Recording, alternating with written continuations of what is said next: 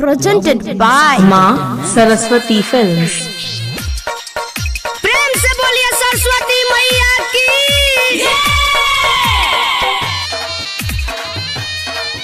Presented by Virat Music।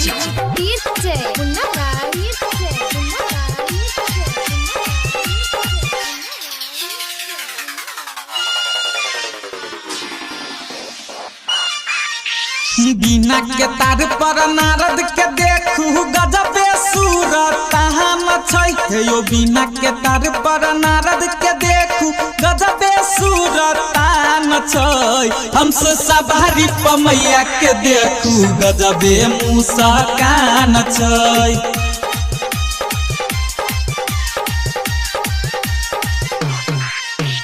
बिना के तार पर नारद के देखू गजबे सूरत छै यो। बिना के तार पर नारद के देखू गजबे सूरत छै। हमसे सवारी पमैया के देखू गजबे मुस्कान छै।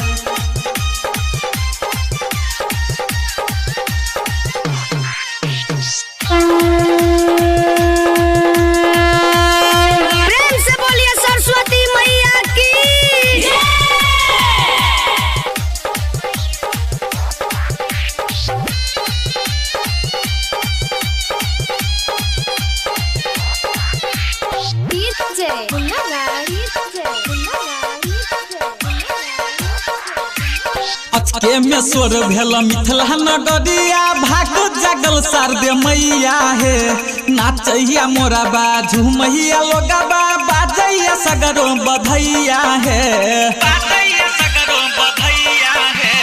अचके में सोर भेल मिथिला नगरिया भाग जगल शारदे मैया हे।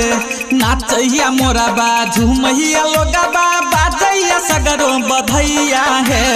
बोल नंगहरा बाजैया देखू भीड़ लगल ओइ में जान छै। ढोल नंगहरा बाजैया देखू भीड़ लगल ओइ में जान छै। हमसे सवारी पमैया के देखू गजबे मुस्कान छै।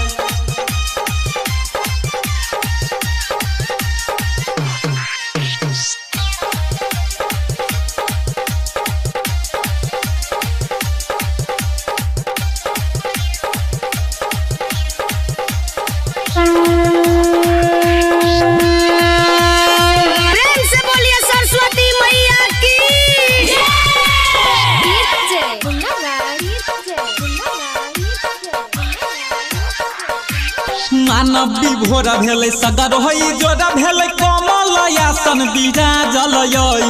माटी के मूर्ति से हंसे मोहरा मैया ज्ञान के दीप जलाबुयै। मानव विभोर भेलै सगर होई जोरा भेलै कमल आसन विराजल यै। माटी के मूर्ति से हंसे मोहरा मैया ज्ञान के दीप जलाबुयै। देवता मुहनी देख मुस्काबे सेवका के बसल जान छै। देवता मुहनी देख मुस्काबे सेवका के बसल जान छै। हमसे सवारी पमैया के देखू गजबे मुस्कान छै।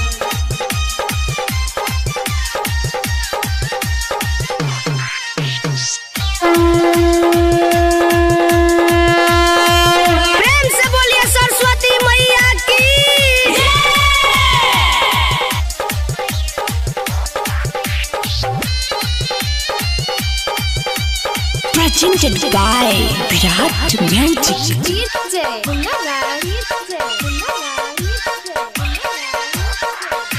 नारद जी कहथिन सुनू हे मोहरा मैया नेवता पठावल ह सेवा कहा के। राइटर पंकज राकेश के साथे कष्ट मिटाबू महे सब के। नारद जी कहथिन सुनू हे मोहरा मैया नेवता पठावल ह सेवा कहा के। राइटर पंकज राकेश के साथे कष्ट मिटाबू महे सब के। गायक रंजन राजेश के दिल में है पूजा के बड़ी अरमान छै।